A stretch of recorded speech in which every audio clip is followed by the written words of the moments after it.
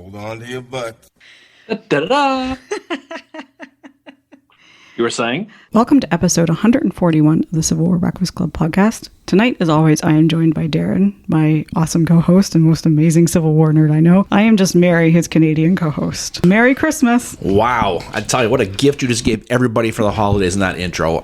You were up obviously all day thinking about that one. Congratulations. Yep. Well done, well done. I keep telling you, I am not creative when it comes to the intros, and it really stresses me out to have to do them. Oh, that's why I always look forward to when it's your time to do it. Let it go. But in any case, yeah, so what else going on? Yesterday was Christmas. We had a great time. We had a lot with fun, friends and family. Got to walk the battlefield a little bit. Now we're recording again. We haven't done one of these without a guest in a couple weeks, so it's great to be back in the saddle again. Yeah, the last episode that we did, just the two of us, was about the March to the Sea. But yeah, as you said, yesterday was Christmas. We were able to get out. Beautiful day here in Gettysburg, Pennsylvania. We were able to explore the battlefield a little bit. Saw friends as well, which was really, really nice. But now we were back here recording, and as the gracious co-host I am, I'm going to ask you, what are you drinking? Well, thank you so very much, Mary.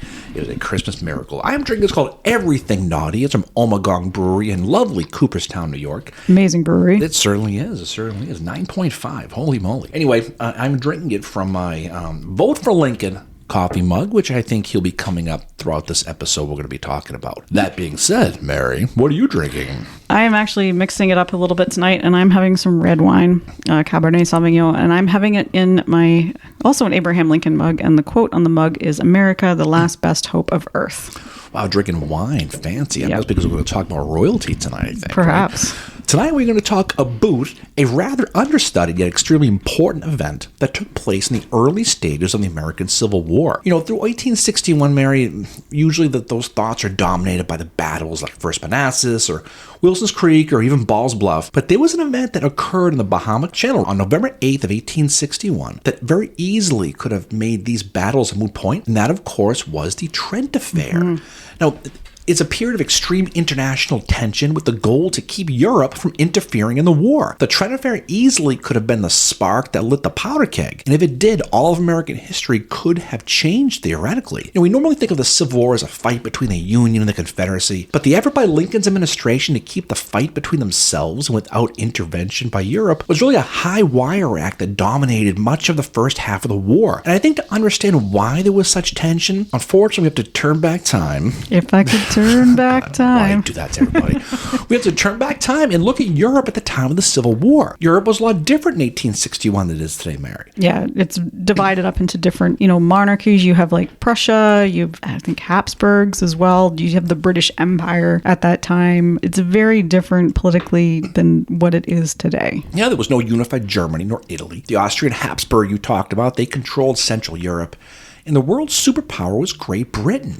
You know, despite all of that, for the most part, peace and détente existed in Europe, and the United States and England maintained, a cordial trade relationship. Mm-hmm. Though England was the U.S. greatest rival, the Brits accepted America's position as a power in the Western Hemisphere, and they, like I said, they enjoyed a mutual trade benefit back and forth. But when the secession crisis continued and exploded with the firing on Fort Sumter on April 12th of 1861, Europe was watching with great interest, obviously. Not just for those economic reasons, but for the nations that still are run by monarchs. Seeing this American experiment of democracy fail was something they were quite focused on, for their own interests. And, England especially, they wanted stability.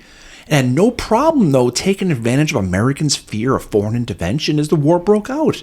Well, they were all just kind of holding their breath to see if this American experiment would fail because of the Civil War, to see if democracy would fail. But it's very very complicated. The U.S. and England, they did sign a treaty in 1850 called the Clayton-Bulwer Treaty, which basically established a neutral zone to kind of calm fears of American expansion into Central America, especially in regards to an American canal idea they wanted to build in Nicaragua. And this is an area where the Brits had a lot of interest. Basically, neither country wanted the other to build this canal connecting the Atlantic to the Pacific unless the treaty allowed it so both countries could use it. It's kind of how it was working. It never got built, but it was just another example of how both countries, they danced around each other, especially when it came to the seas. The Brits ended up violating the treaty anyway. In 1852, they colonized a place called the Bog Islands, and the rest is history. But in England, many feared many of their old colonies, specifically your old neck of the woods in Canada, would join the United States, and countries such as Cuba or Haiti, of all places, would also follow in this American expansion would threaten England's position as the preeminent world power. Well, I think it's important just to note that in the American Revolution, Ben Franklin did go to Quebec, go to Canada, and he said, do you guys want to become the 14th colony? And he was negotiating with them, and he tried very, very hard to get Canada to become the 14th colony. And we obviously didn't, but he was trying. It's not a new idea for Canada to become part of America. But too, during the American Revolution, some of the southern, like some of the states, were not all on board with unifying either.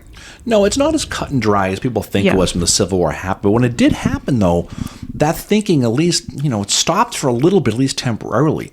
Because when the war started, England's concerns was about whether it would affect the current period of that peaceful détente in Europe. The man tasked with maintaining that détente as the Civil War broke out was named Henry John Temple, Mary, also known as Lord Palmerston, if you're nasty, right? He was the British Prime Minister. Lord Palmerston was the epitome of that John Bull stereotype. He's a loudmouth, womanizing Brit who never got over the breakup of the Spice Girls. But Palmerston was also a strong supporter of abolition, and he was really the face of British nationalism. He knew British power and he knew how to best use it. Even coming off of that Crimean War of 1853 to 56 that saw 22,000 of his men, soldiers, boys really killed in that war against Russia. So that, quote, American question, as they call it, of the Civil War and how England should deal with it was basically, that conversation was split in the British Parliament. And that's because there was strong support for the Union among the British middle class because of commerce, right? Yep. And then those others, like you just said, they supported the crown because they wanted to see democracy fail. Strong democracy is going to hurt the monarchy. France was interested as well. But they had just lost 95,000 men in that Crimean War. France's leader, Napoleon III, he was coming off of a war with the Austrians in 1859 over that Italian reunification we talked about. And he was on shaky ground with England, so he knew that any French intervention was going to tick off Queen Victoria. So similar to England, many in France loved the American democratic experiment, while many of the monarchists feared it. Now, the bottom line is the American Civil War likely came at the worst possible time for both France and England. But they both watched it very carefully when it began. Going back to the United States now, the Confederate capital at the time was in Montgomery, Alabama. Their new president, a man named Jefferson Davis, Mary. I've heard of him before. You've heard of him, yeah. He's been pretty famous. He also had to ride the fence regarding calming European fears, and he also worried, because they worried about a Southern Confederacy eventually expanding into Central America and the Caribbean. But Davis thought he had an ace in the hole with Europe, and he expected he'd receive recognition quickly. And that ace in the hole was what? He was going to send James Mason and John Slidell. Not just yet. Not yet. That ace in the hole was cotton. Yes. Okay. Cotton was the lifeblood of the European economy, especially in England, where by 1860, 85% of the cotton imports came from the American South, and 50% of British exports were finished goods made with Southern cotton. So for that reason, Davis felt secession could be nonviolent and that war might not even happen. Because if it did, Northern factories would want no part of it for their own economic reasons, and the Northern bankers would revolt. Nothing worse than Northern banker, Mary. I'll tell you that right now, right? But the stopping of cotton imports would lead to an economic disaster in Europe and lead to revolts against monarchs causing their own internal civil wars potentially. Now, this was according to Davis, who assumed for these reasons, if war did break out, Europe would have to intervene and keep peace to keep the cotton supplies flowing into their economy. But Davis, though, understood this tightrope walk that he was doing and wanted to open diplomacy with Europe almost immediately at the suggestion of his new Foreign Relations Committee head named Robert Barnwell Rhett. Now, Rhett, South Carolina native, was a fun lover, pro-secession, fire eater. Sounds like a wonderful individual. He loved him some slavery. He was one of those guys, right? Well, he obviously, with that in mind, I mean, he's obviously growing cotton. Well, he's not. The slaves are. Well, he was nicknamed, believe it or not, the father of secession.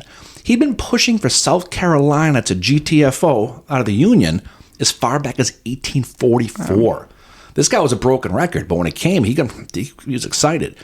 He was also the editor of the very pro-secession Charleston Mercury newspaper. But Rhett advocated sending envoys to Europe to secure trade alliances. And his plan offered both that carrot and the stick approach. His plan, this is what he wanted to do. He wanted to offer reduced taxes to countries who cooperated with them, but promised post-war punishment to those countries who didn't. So it's like, oh, okay. Wow.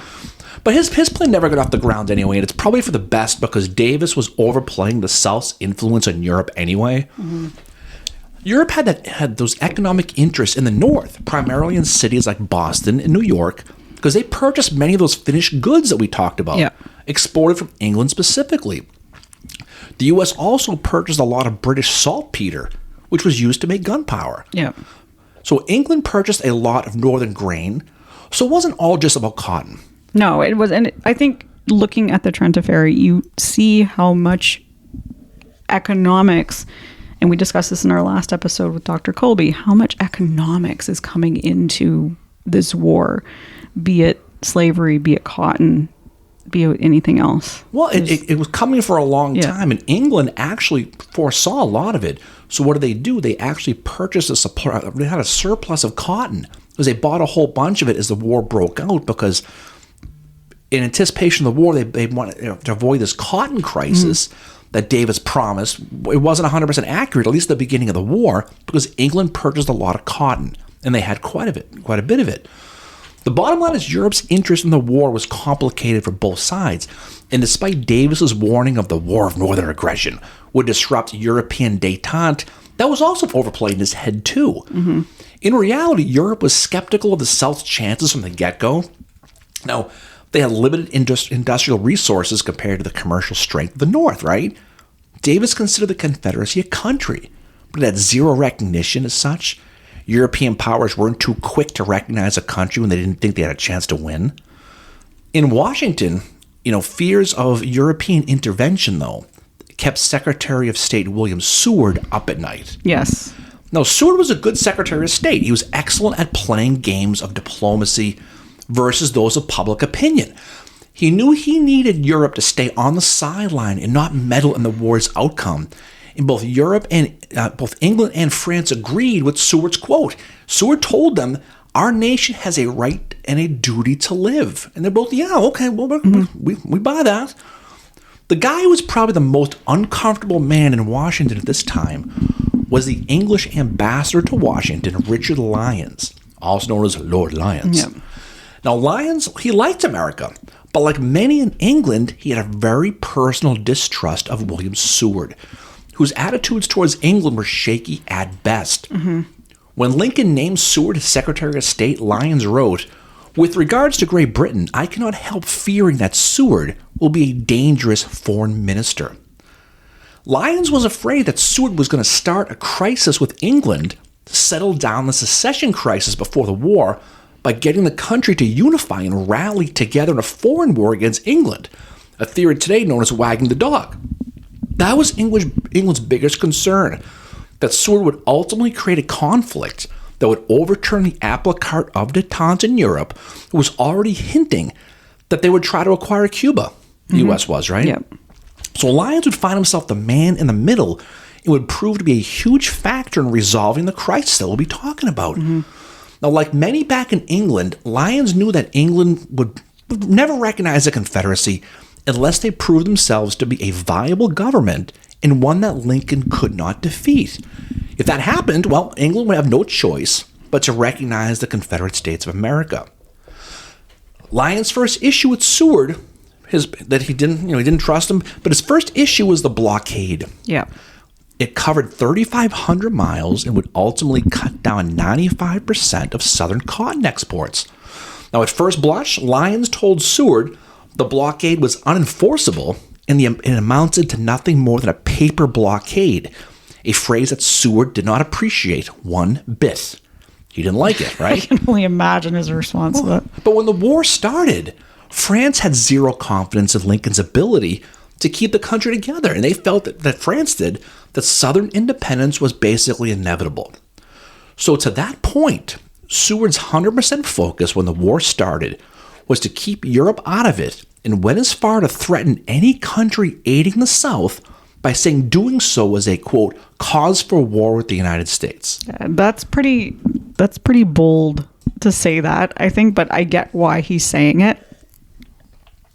Well, I mean, he was, but the blockade was the first test of his diplomacy. It really was. No, back in England, Queen Victoria, she wasn't sure how to deal with this American question, and she was stuck in the middle too.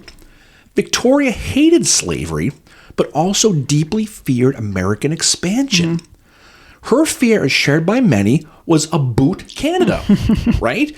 Because she's right. If the South had won the war, there was no doubt to them that Lincoln would respond by trying to seize Canada to replace the land lost in the South. Yep. Those in Canada equally feared this as well. Imagine overnight, Mary, every Tim Hortons turns into a Dunkin' Donuts. I'd be okay with that. That was their fear. Okay, it absolutely was, right? They even went as far as sending any envoys to Canada were being turned away from both sides. I'm sure they said, sorry, we can't take it, right? But the watershed date in this crisis came on May 13th of 1861, when Victoria declared that Great Britain would be a neutral party in the American Civil War.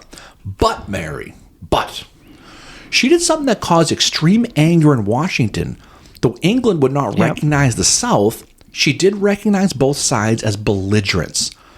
Belligerency status is a term in international law, meaning two sovereign states engaged in war are bound and governed by international laws of warfare, as well as they can legally buy weapons and get loans from foreign countries. It also meant that both the Union and the Confederacy were allowed to send envoys to third-party countries on behalf of the belligerent states. Okay? Victoria's proclamation pissed off Davis because he expected the Confederacy was going to quickly be recognized. It also greatly angered William Seward, who reportedly lost his mind when he got the news. This was the toxic environment at the time when the U.S. ambassador to England arrived. Now, I'm going to tell you, Mary, if you want to get something done, you need a Boston guy. Yep. And that's who Lincoln chose as his ambassador to England, was Charles Adams Sr., the grandson of U.S. President John Adams and the son of President John Quincy Adams. Charles Adams Jr., he represented Massachusetts in the U.S. House of Representatives, elected in 1858 and again in 1860. He also was a proud member of the Van Buren Boys, Not the one from Seinfeld? Running unsuccessfully on a presidential ticket with Martin Van Buren in 1848 when he wanted to run again. There you go, right? Adams' job in England was simply to keep Great Britain neutral and out of Lincoln's hair as he tried to preserve the Union. Now, I'd mentioned belligerent status gave a feuding side the ability to send envoys to foreign countries on their behalf. Yep. Even prior to being recognized as a belligerent, Jefferson Davis sent envoys to England on Confederates' behalf. April 29th, May 1861, two Confederate emissaries arrived in England, William Yancey and Pierre Roast. Yes. Party boys. They both met with Lord John Russell, Queen Victoria's foreign secretary, on May 3rd. Their meeting was interesting because their prime conversation centered around the South cutting off England's cotton supply if they didn't receive Victoria's full recognition. Since this was not a rebellion per Davis, it was a full war. So they tried to strong-arm the Queen. Oh, can you imagine strong-arming Victoria? She doesn't like someone to mess with. Tough. No. Mean. She was short. Probably give up pennies on Halloween. But this point, Russell actually agreed with that the Confederacy had a constitution, they had a government, they had an army. So she saw this as a full war too, not a rebellion. Russell also felt that the blockade of those southern ports was an admission by the Union they were in a state of war. Mm-hmm. So when Adams arrived in England on direct orders from William Seward, he immediately met with John Russell and likely had the first worst day of his job of all time. Now, Adams was aware that he had already had a visit from those two Confederate emissaries a few weeks earlier, and he was angry. He proceeded to lay into Russell harder than if Bill Burr got his Dunkin' Donuts order wrong. He was an angry Bostonian, and he let him have it. Adams accused Russell of intentionally planning to weaken the United States by giving the South that belligerent status. In meeting with Yancey and Roast, he considered was purely unacceptable. He then met with Queen Victoria, and both the Queen and Russell explained that this belligerency status was a legal necessity because it was the only way they could both ensure both sides were within the laws of modern warfare because they didn't want this thing to get out of control. I mean, Russell clearly didn't feel enamored by this American ambassador, but he did gain a level of respect for him due to the fact that he was blunt and he was ballsy. And he also, at this point, Russell's like, you know what? I'm going to ignore any future requests made by Davis to send foreign envoys right now. Which ain't worth it, right? No. Over in France, Napoleon III, he also declared French neutrality, as did England, but before long, most of Europe did as well. France also gave them that belligerent status as well. Yeah. France was tired of war with Germany in the midst of reunification. Napoleon III just basically wanted to keep his armies close to home in case something happened. Yeah. He didn't want to get involved in it. So, Lincoln's envoy to France was a New Jersey guy named William L. Dayton, and his meeting with the French was much more cordial than Adams's to England, admittedly. But this was a huge victory for Lincoln and for Seward, and it was a step in the right direction of keeping England and France separated and distrusting of each other too. And that's what Seward wanted. Tuesday, May 21st, 1861, Seward wrote an official order called Dispatch Number 10.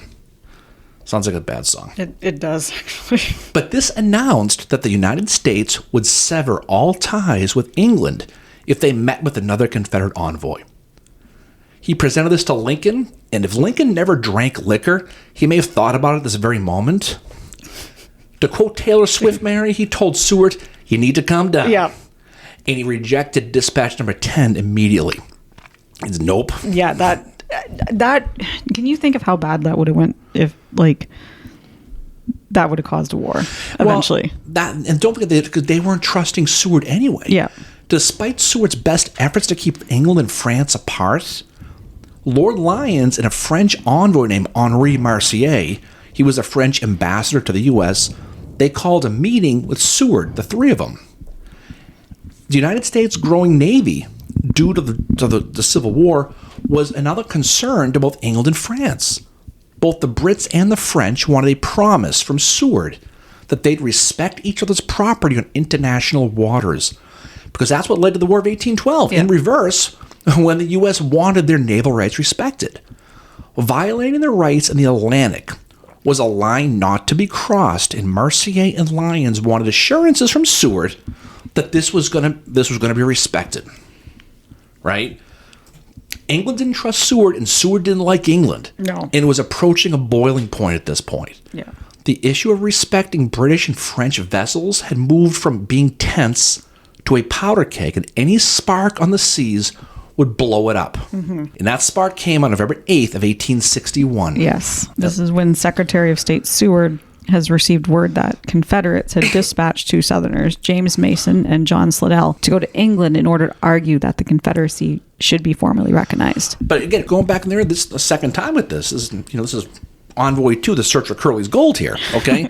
Earlier in the year in April, David says that those two envoys, Roast and Yancey, overseas and didn't get anywhere with either England nor France, because neither had any really diplomatic experience. So in September 1861, Davis replaced them with two former U.S. senators, men who had legitimacy and experience. The first was a Virginian, James Murray Mason, the grandson of George Mason, the founding father who was called the father of the Bill of Rights. Now, ironically, George Mason was the one who said someday the U.S. will pay for the sin of slavery in blood.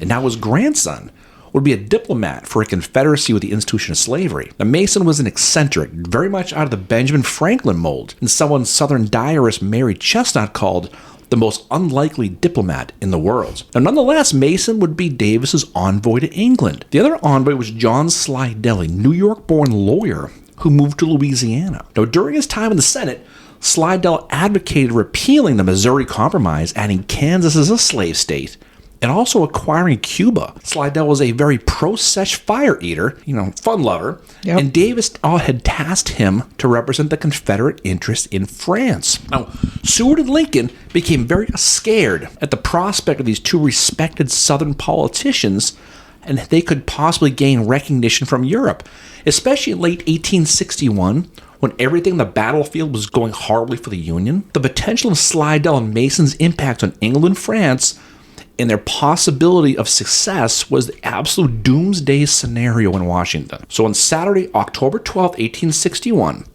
Mason and Slidell quietly ran the blockade in Charleston, South Carolina on a dark and rainy night, setting sail first for Havana, Cuba. When they arrived in Havana, they boarded the Royal Mail steamer, RMS, the RMS Trent, which was going to continue to London. Now, the RMS Trent was a former British troop ship in the Crimean War and became basically a civil mail carrier in 1856. As a mail steamer, it was under international maritime law as a civil ship. So U.S. officials learned that Slidell and Mason were in Havana, and they were scheduled to board the Trent and leave for England on Thursday, November 7th, 1861. On November the 8th, 1861, Union Captain Charles Wilkes is aboard the USS Jacinto, and he encounters the Trent.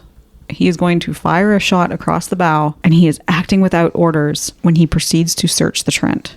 Now, this boat that Wilkes was on was a 235-foot Union warship armed with 6 8-inch smoothbore guns. The USS San Jacinto, he said, had 235 men under his command. It had been sitting in Havana since October after arriving from Africa. Wilkes is a fascinating character, and again, he's someone no one knows because they just don't. He's a 63-year-old naval captain from New York City. He had the reputation of being a severe hothead. Angry fella, right? No kidding. Captain Wilkes was the great-nephew of the British radical John Wilkes. He was also the cousin of John Wilkes Booth, the Lincoln assassin. Was he really? And he was the nephew of the great American actor Junius Brutus Booth. Wow. So there's a connection with them, right? So like you said, on November the 8th, under the USS San Jacinto, under Wilkes, like you said, had orders not to do it. Yeah. But they chased down the Trent, and they intercepted it about 300 miles east of Havana in international waters in the Bahama Channel. Now, the Federals, they boarded the Trent and quickly located Slidell and Mason, who were immediately removed from the mail carrier and put onto the Jacinto. After pulling both the Confederate envoys from the ship, Wilkes allowed the RMS Trent to continue along to London as planned. And we'll talk about that here in a few minutes too. But with the 2 Confederate politicians on board, Captain Wilkes shipped them up to Boston and placed Slidell and Mason at the officer prison camp at Fort Warren in Boston Harbor. It didn't take long for the news to arrive in the South. Yep. And when it did, it went off like a bomb in the city. And it took about 3 weeks before it reaches England as well. But before all of that happens, Wilkes is going to become a national hero. And the North is desperate for good news at this point. The New York Times would say, "We do not believe the American heart ever thrilled with more genuine delight than it did yesterday at the intelligence of the capture of Slidell and Mason. If we were to search the whole of rebeldom, no person so justly obnoxious to the North could have been found." There's going to be a celebration for Wilkes at Faneuil Hall in Boston. Simon Cameron, then the Secretary of War, he led 3 cheers for Wilkes in Washington, D.C. Edward Bates, member of Lincoln's cabinet, remarked great and general satisfaction at what had happened. And Salmon P. Chase, another member of Lincoln's cabinet, said his only regret was that the Trent itself had not been captured. So they were really, really happy about this. And at first, Lincoln was happy. But then when news reached Britain and the South, it was not good. Well, I mean, right, a lot happened in between there. Yeah. Jefferson Davis lost his mind about this. He said, and I quote, "Wilkes' act of violated rights of embassy held sacred among even barbarians." And like you said, the reception in the North was the complete opposite. It was basically like New Year's Eve. It was a huge celebration. The Northern press was happier than an NFL team who just found out they got to play the Bills in the Super Bowl. They were all excited, right? He was a national hero. And like you said, he had a big party at Faneuil Hall. They were toasting Sam Adams and Dunkin' Donuts iced coffee for him. But everybody, the Boston Daily Advertiser wrote of the capture as a bold stroke that the destiny of nations are determined. Wilkes, again, he was a hero. Slidell and Mason were looked upon as the scum of the earth and criminals who got what they wanted. You mentioned before the House of Representatives, they honor Wilkes with a medal and gave him an official gratitude. And the North was under a level of intoxication with all this. But they didn't realize the long-term ramifications of it. And you mentioned a couple of them. Gideon Welles, Simon Cameron. They both gave public cheers for Wilkes' capture of the rebel envoys. But there was one cabinet member who, I don't know, Davey, he was nervous.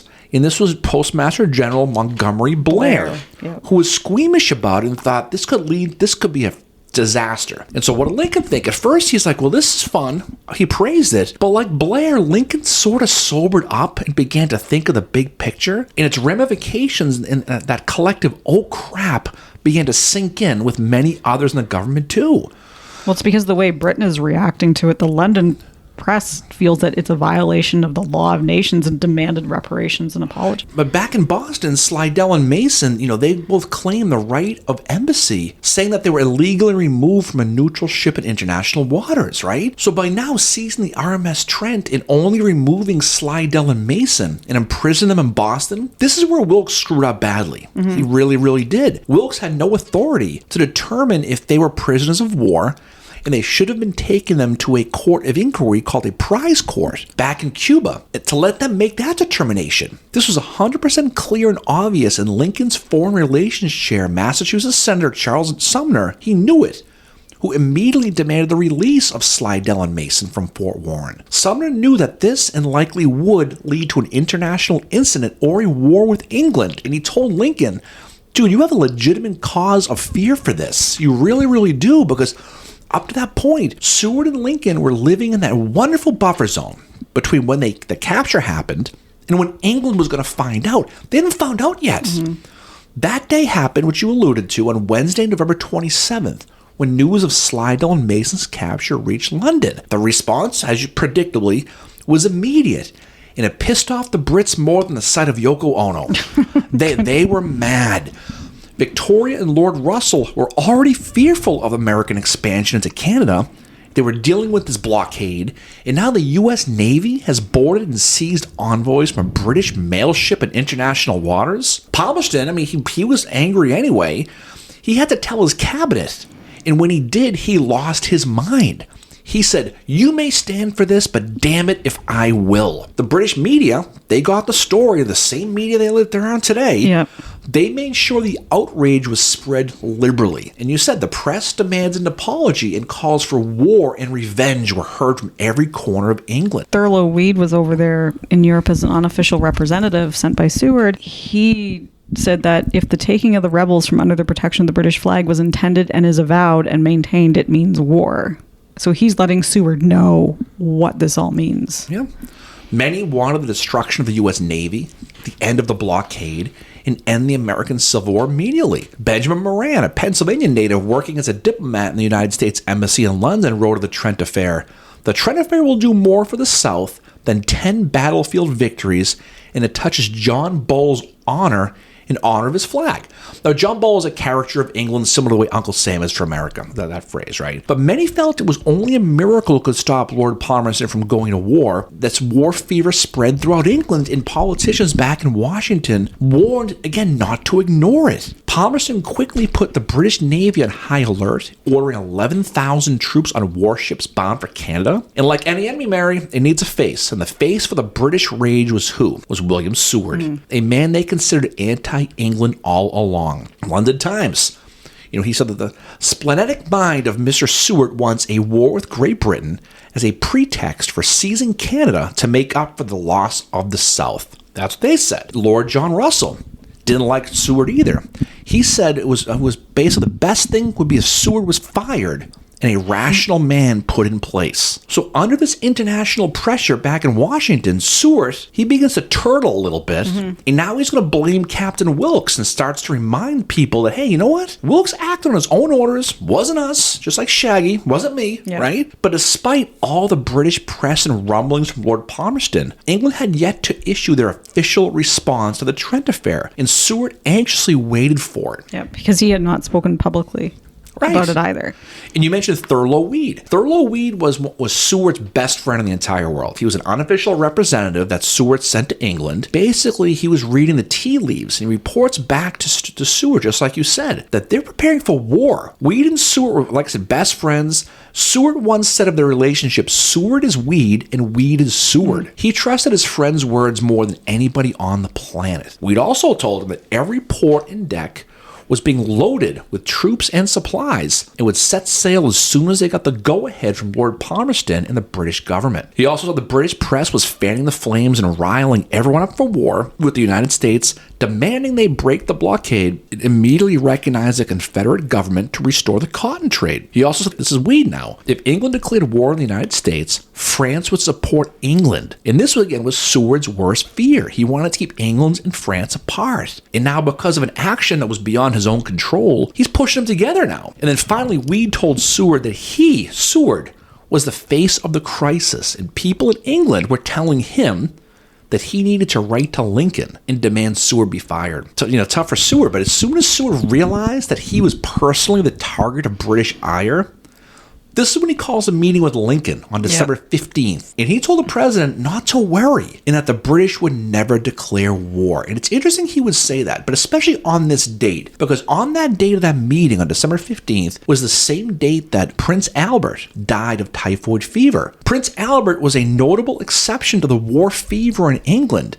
And as England was preparing their official response and demands, Albert softened the language and gave Lincoln more leeway to respond. Albert was a calming influence on Victoria and Lord Palmerston because he truly believed that Captain Wilkes acted on his own. So when Prince Albert died on December 15th, it helped change that tone of war talk. So in essence, Prince Albert had a huge impact both in life and in death, and ultimately preventing war with the United States. So he's somebody who was a huge factor in this thing never blowing up. England's official response was discussed on November 29th of 1861 in the British cabinet, where demands included a full condemnation of Captain Wilkes, the immediate release of both John Slidell and James Morris, and an official apology to Great Britain from Lincoln. And if the U.S. refused any of these demands, they'd recall their ambassador, Lord Lyons, back to London immediately. You know how much time they gave Lincoln to respond? Lincoln was given 7 days to respond and comply with England's demands,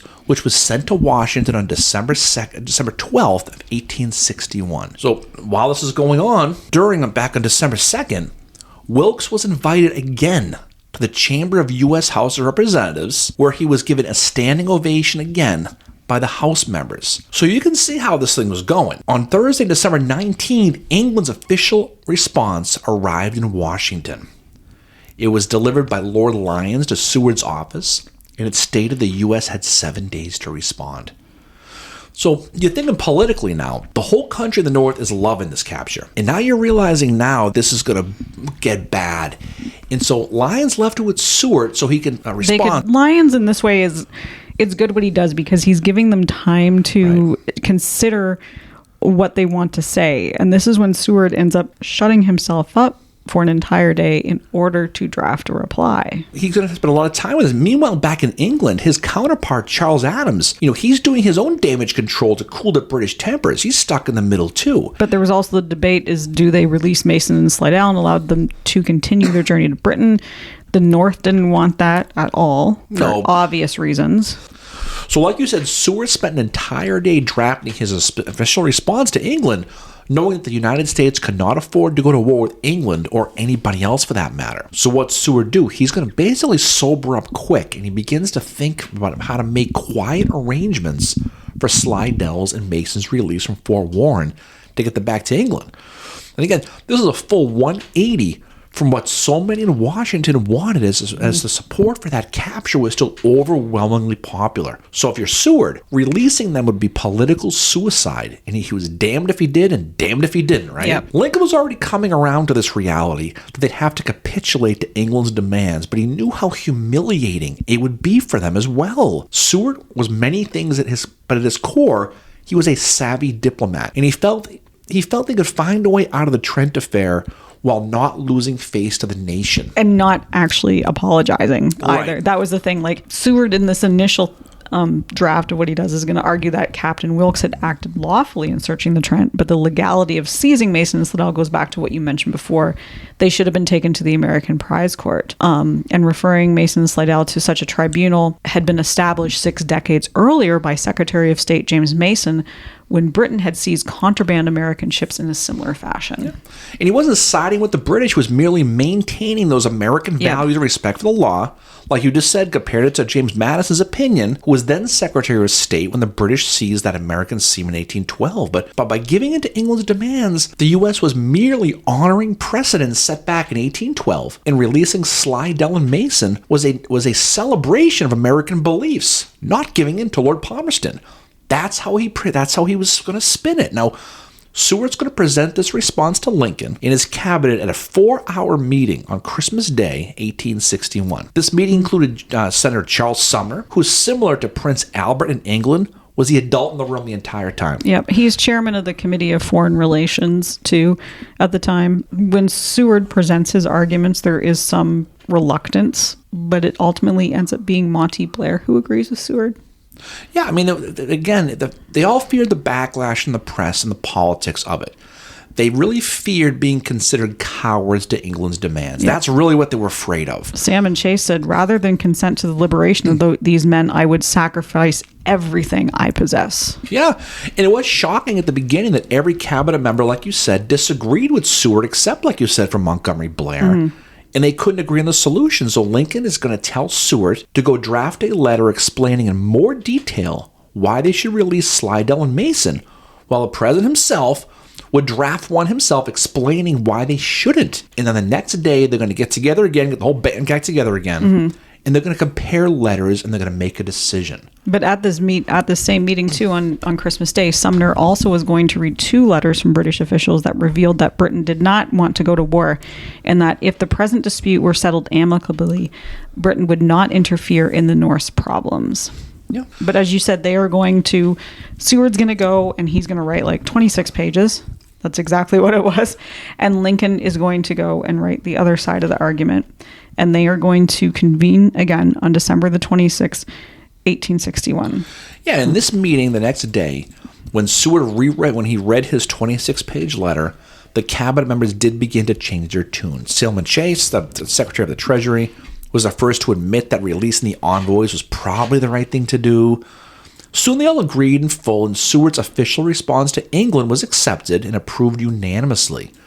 Now, like you said before, one note they did appreciate was Seward's response did not include that apology that England wanted, and it focused on the legality of why they were releasing them, which delighted the cabinet because they didn't want to apologize. And I'm sure as a lawyer that delighted Lincoln as well, because that would be something that was obviously right up his alley as a lawyer. Lincoln said of this meeting and of this letter that, I found I could not make an argument that would satisfy my own mind, and that proved to me your ground was the right one. So Lincoln is referring to what Seward is saying at that point. George Templeton Strong has a quote when all this came out again. He said, the general acquiescence of this concession is a good sign. It looks like willingness to pass over affronts that touch the democracy in its tenderest point for the sake of concentrating all of our national energies on the trampling out of domestic treason. So it's better to let these 2 guys go and kind of, okay, that was an embarrassing situation, than lead to not just a civil war, but a war with England as well. Then next night, December 27th, now, Seward's at a dinner party with some senators and a few representatives where he privately read his response at the table.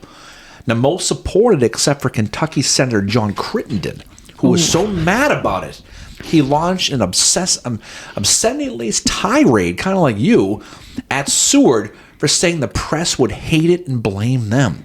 His daughter Fanny wrote about that in her journal. She could not stand Crittenden at all. Oh, he's a tough guy, But what's so funny was the response was made public on the 29th of December. And you know what happened? The Northern press actually supported it and praised Seward's reasoning.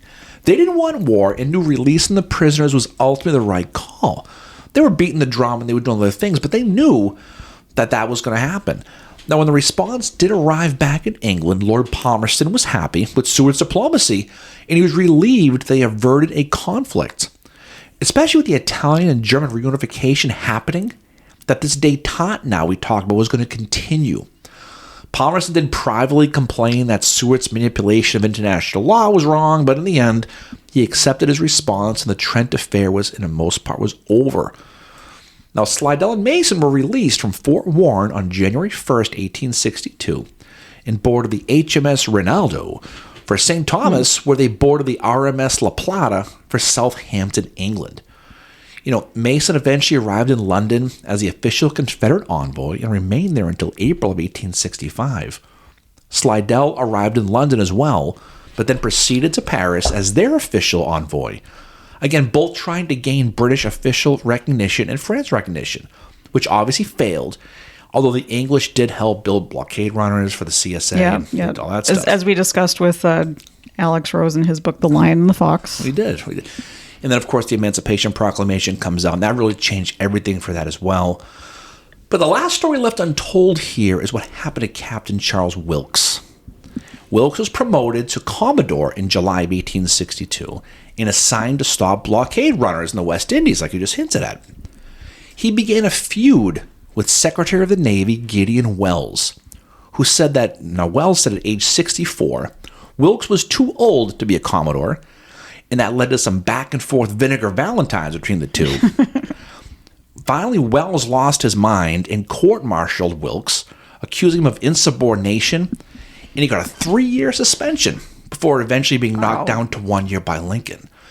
Now, here's the thing about him, though. The crusty and angry personality of Charles Wilkes became the inspiration for Captain Ahab in Herman Melville's Moby Dick. Interesting. And Wilkes will eventually die in 1877 as an admiral. He was given this title as part of his retirement from the Navy. You could be an admiral, just leave, right? It's interesting, though. His body was moved in 1909 to the Arlington National Cemetery. And the Navy probably got a little revenge on him by what was written on his gravestone. You know what it says? What does it say? Sheridan. No. Hey. It says, instead of talking about his naval exploits during his long career, all it says, literally, is Charles Wilkes discovered the Antarctic continent on January 19th, 1840. That's all it says.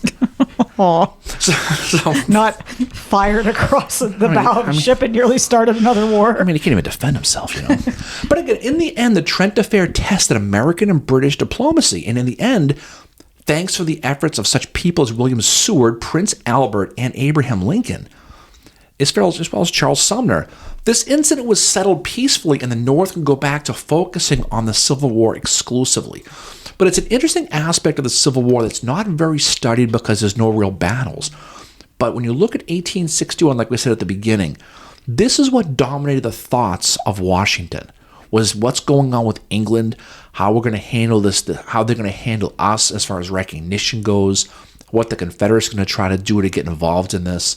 And all because of kind of maybe a rogue act by Wilkes, it could have changed all of U.S. history completely. Yeah. And as you said, the Trent Affair is something that doesn't get studied enough. And it needs to be, because yes, it's early in the Civil War, but it is something that could have changed. Like, just, if something had went the other way, if someone hadn't agreed or whatever, they could have been experiencing a war with Britain as well because of what happened. And that's why it's such an important aspect of the early Civil War and the Civil War as a whole to study. And even though it's not a battle and it's not like maybe as interesting, it's still, when you dig into it, it is very interesting. You see how Seward is, in my opinion, he's Lincoln's best cabinet member. You see how diplomatic he is, how he's able to spin things a certain way, and he's able to come up with this 26-page response that somehow does not have an apology in it. Yeah, and it's fascinating, but it's arguable whether England wanted war or America wanted, if it was even going to happen. It sounds like, from what Charles Sumner said, it sounds like they didn't, but that they're sitting there holding their breath, wondering what is going to happen with the Americans. And of course, Canada is the other piece to this puzzle too in this. It was really the first test of Seward's diplomacy. It was a measuring contest between the England and the United States. It was basically the 19th century's version of the Cuban Missile Crisis, if you really think about it. Yeah, that's a good way to put it. Where neither country wanted war, but something was happening on the ocean, and they had the reaction to it was going to determine if there would be a war. So it's probably a pretty good parallel 100 years before. But again, that's why you study history, because it's a great what if when you study the Trent Affair. And it's not a battle. It's not anything like that. But again, it really would have made the rest of the war completely moot in how we would affect American history and how this country would look at today if the diplomacy wasn't as good as it was, or if there was something that had happened that would have made this thing escalated that did lead to war. Because it would have been very tough to imagine that if a war did happen, that Lincoln was going to be able to fight a multi-front war at that point. At that point, do they sue for peace with the South? I mean, do they go and try to take Canada? Probably not. But again, you never know. And that's what's great about it. You can look at the Trent Affair and realize that so much could have come out of this. And because of the Prince Alberts and because of the Charles Sumners and because of the William Sewards, they were able to stop the saber-rattling people of the Lord Palmerstons of the world and the British press who wanted war, and the Northern press who thought it was the greatest thing in the world. Yeah. And there's so many moving parts to this that one thing going off the tangent could have overturned the apple cart. But like so many things in history, everything kind of takes care of itself, and we got nothing out of it except a really good story. Yep. And I think the other thing it shows too is that the Civil War is not just about battles. It's about these political things that are happening on the side too that have the potential to lead to something bigger. And I think because they're political, they maybe don't get looked at as much. But, this was a great thing to talk about. I really enjoyed researching this episode. Trent Affair has always been something that's interested me, but I felt like it gets pushed to the wayside, admittedly, because, the battles are a little bit flashier, I guess you could say, right? Well, I mean, you study the Civil War. It's battles and it's generals and it's this and that. I think you're more likely to encounter the Trent Affair if you're reading like an Abraham Lincoln biography, or it's mentioned, actually, Doris Kearns Goodwin in her book, Team of Rivals. She has a really good summary of the Trent Affair. Yeah, and a lot of this, there's not a lot of really good studies specifically on the Trent Affair. There's a couple of books here and there. The Team of Rivals is really, really good, because it does get into the politics and the nitty-gritty a little bit for the most part. But even that, it's a very understudied aspect of this, and I think it's an important one, because if you're going to study the whole war, and you're going to study a certain aspect of the war, you have to understand how the politics of the war plays itself out, how much impact Napoleon III, how much, Queen Victoria, how much these people had a direct impact into the future of this country, and why American diplomacy wasn't always targeting Jefferson Davis in the South. It was keeping the dogs at the door who were trying to affect their own interests. Yep, exactly. But I think we could drop it there for that. I think for the most part, I think we can. Gave Slidell and Mason their due. So what's coming up for us? So in sometime in January, we are going to be joined by author Bennett Parton for him to talk about his book Somewhere Toward Freedom, which is about the emancipation aspect that Sherman's March to the Sea had. So we are very much looking forward to that. That book comes out in early January, right? I think it's to January 25th that comes out. Yeah. So we'll talk about that. We'll have the author on. We'll talk about that. Another book meeting with an author, Mary. Yes. It'll be 2 out of 3 with us. So we'll be taking care of that and talking about the March to the Sea and some of the abolitionist type of emancipation aspects of it all. So I think that'll be interesting to talk about. So we will look forward to that. And then we have to sit down here at the Civil War Breakfast Club headquarters in Gettysburg and talk about what other episodes we are going to there's a do whole this bunch, year as well. There's a whole bunch to talk about. All right. So any final words from you, Fincheroo? Well, just, Christmas is past. So Happy New Year to all of our listeners. Happy New Year to you, Darren, even though I live with you. Well, and thank you for being an awesome co-host. And thank you to our listeners for all your support in 2024. And thank you to you, Mary, for putting up with my vicious cold I have right now. So thank you for dealing with my occasional coughs and my uncomfortability. Well, hopefully, if my editing goes well, the listeners will not hear any of them. Oh, God, I'm surviving. Tell my story. All right, so everybody, thanks for listening. We appreciate it. Hope you're having a great holiday season. Have a fantastic and safe New Year. And we will look forward to talking to all of you in 2025, literally on the other side. See y'all later. Peace out. Bye.